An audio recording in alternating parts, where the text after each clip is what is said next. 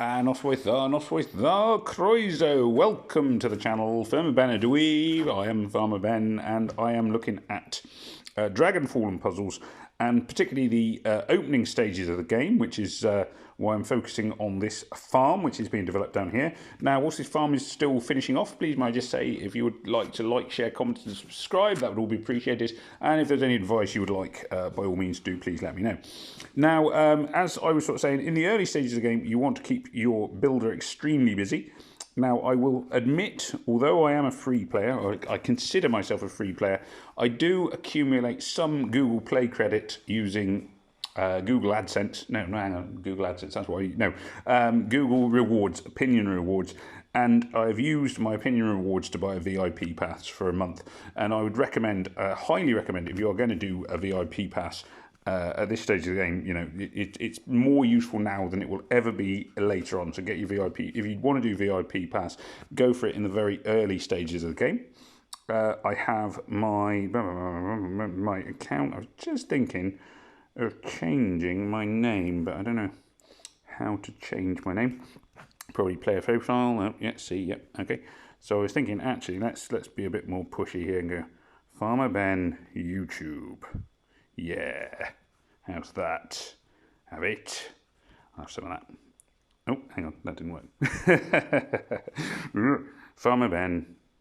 Free name editing once, so I may as well do it. YouTube. There we are. Right. Farmer. No. Oh! What's this? Farmer Ben. YouTube. Confirm. There we are. Ah, there we are, Farmer Ben YouTube. So I'm now officially Farmer Ben YouTube, which is handy because it just means that, you know, if I talk to people on chat, they can see what I'm doing, which is what I'm doing, basically. So anyway, here we are. Now, in terms of the early stages of the game, there are a few things to sort of be saying. As I say, you want to keep your builder, or builders, if you do opt for a VIP pass, busy. And this is the point of the game where you can really actually capitalise on having two builders. A lot of these games, in my experience, this was true in hindsight of Empires and Puzzles, so I didn't realise it at the time, but also Puzzle Combat. You want to be developing your base as quickly as possible, and obviously you can do that more quickly with two builders than one. That said, you do get to a certain point where you start running short of food or iron or through the, you know, the resources you need to develop the buildings, and at that point you only really need one builder. So at the moment, you may as well go for it whilst the buildings are cheap and you can upgrade a lot of things very, very quickly. And that's really important to aim for. Now, the focus of this video really is where to spend gems. Now, you'll see I've got 1,680 gems tucked away at the top here. At the moment, I am not doing summons. Now, you may think, well, you know, surely it makes sense to have as many sort of heroes to level up as you can at this stage of the game. The simple fact of the matter is that I'm short of food and iron and the resources needed to keep leveling heroes up.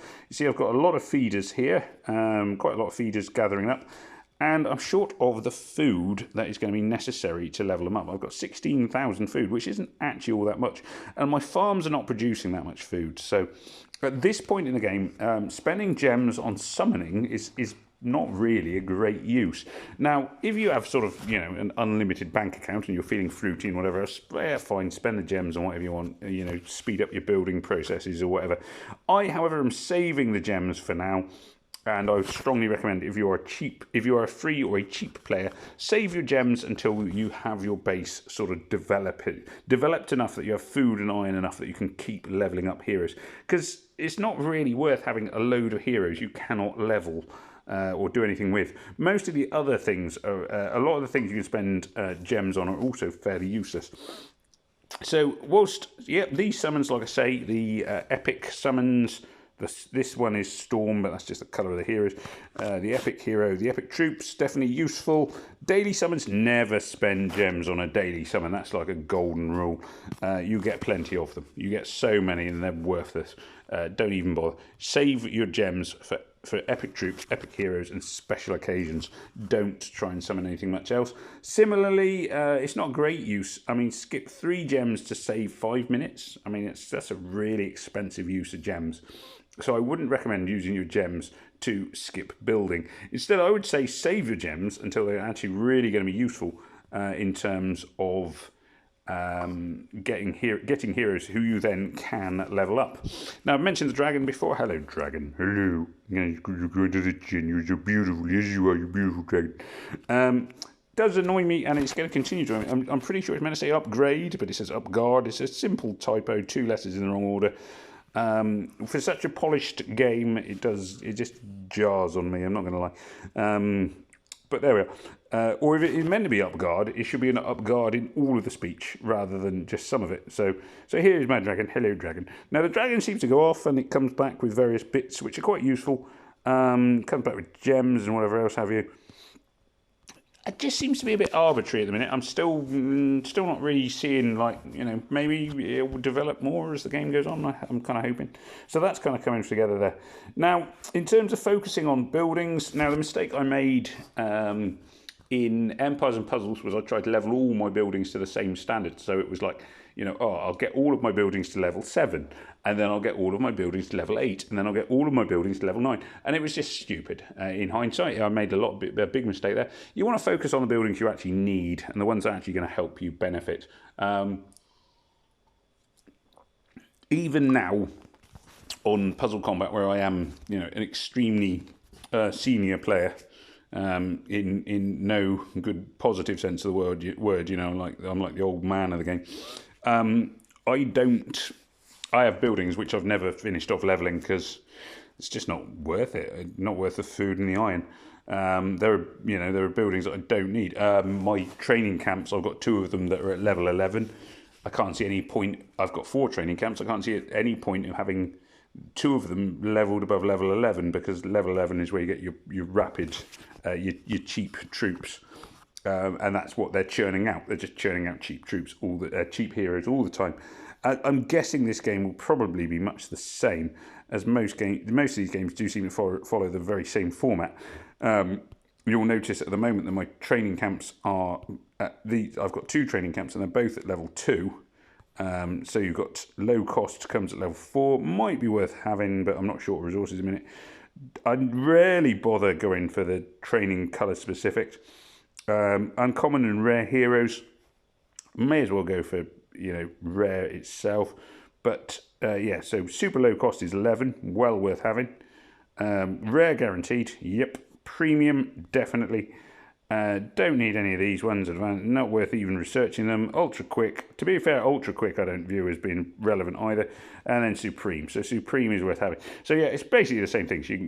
But there's no point in, like, at the moment, there's no point in me upgrading my training schools, training camps, because I don't need lots of low level heroes trained more quickly, or cut heroes of a specific colour trained more quickly. And to be fair, I probably never will.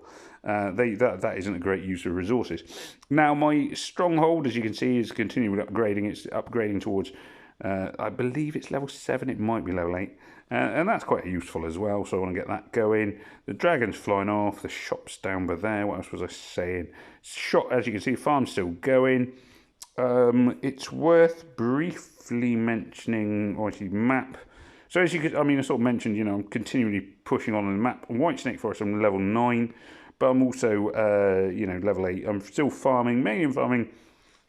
If I'm farming on auto, I'm using level 6, because I have to sort of use battle items on these later levels. Now, normally I would not advocate using battle items for levels like, for map levels, because there's always the argument, well, just take your time. But quests are not available until you've completed all Chapter 11 stages.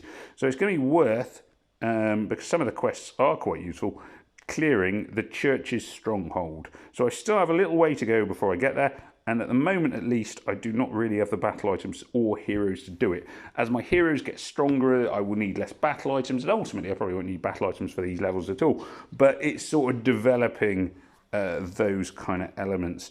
And that's why I would also say don't neglect your forge completely. Here is my forge. Now, my forge, the biggest thing with a forge is researching the things you need. Regeneration potions, which are effectively an antidote. They're really good. Healing potions, I can actually build those, but I haven't even got 500 food. That's pathetic. Dragon glass arrows, I haven't researched it, and until I have some more food, I can't. Health potion, which is an upgrade. And then I'm guessing Orc War Drums will be a, wait a minute, that'll be an attack boost and so on and so forth. I'm guessing many of these things will be reflective of typical battle items you can get. I'd be surprised if there's anything particularly. Statue of Ocelot, not sure what that could be. Holy Scripture, again, with those things, there's various things we will find out about as we go through the game. But it is worth having some battle items. Also, it's worth being aware of these side missions where you've got like craft 30 battle items, obviously worth having. Stronghold reaches level 7, which is where mine headed to. You get a ton of extra free food and iron and gems and things like this from these. And it's worth, that's another point I think worth making, that gems at this stage in the game are an abundant resource, which sounds mental, largely because I suppose it is. But you will keep getting given gems at this stage in the game, because you get gems for leveling up, you get gems for completing these missions, and they're fairly easy at this stage. You get gems for all manner of things. So this is the time to, I would say, hoard your gems, personally.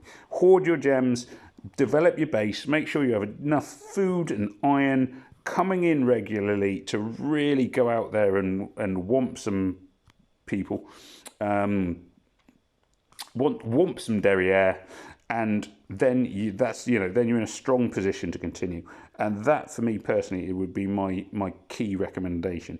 Don't rush out and buy things using gems that you ultimately do not need. You're better off saving the gems for now. If you want to spend gems right now, if you have an unlimited budget, look at buying trainer heroes, if that is something you can buy in the shop. Trainer heroes are really good for rapidly developing heroes, relatively cheap. I don't know if there is a deal where you can buy them. Oh yeah, here we are. So victory in one sweep. So if you're looking at spending gems like recklessly, get trainer heroes, because they can really boost your heroes very, very quickly. I would say that's probably your best bet. Otherwise, for now, I would advocate saving your heroes. Look for the things. Look for developing your base as quickly and effectively as you can. VIP pass, I don't know if it's called that in this game, but the extra builder pass is really worth having at this stage in the game. The value of the VIP goes down as your base becomes more developed, because you need more iron and food for every upgrade you're doing, and so on and so forth. Anyway, as I say, as I sort of mentioned right at the start of this video, the whole point of this is that people have asked me repeatedly, how would you go about developing your base as a new player? And obviously, effectively for this game, I am a new player, and that is what I am advocating for. Hopefully there has been something useful in this video. I know I've been speaking relatively quickly, and there has also been no actual gameplay or anything like that, so it's kind of a different style from some of my other videos. I don't change that much because I know I'm British and change scares me, and I move relatively slowly, and I have a very sort of mellow accent. It is outrageous. Some people have said that I should do ASMR. That would need me to talk more slowly, more like this. How are you doing? But I'm not going to do that now, because frankly, I just can't imagine that working for me. I really can't. Anyway, so thank you very much for watching. As I sort of mentioned at the start of the video, do please remember to like, share, comment, and subscribe. Hopefully there will be something in this video which will help you develop your base most effectively. Focus on the buildings you need. Save your gems in the early stages. Those would be my key tips. And it just remains for me there to say thank you very much for watching. Thank you very much for watching. Goodbye, Hoylvour, and may death come swiftly to your enemies.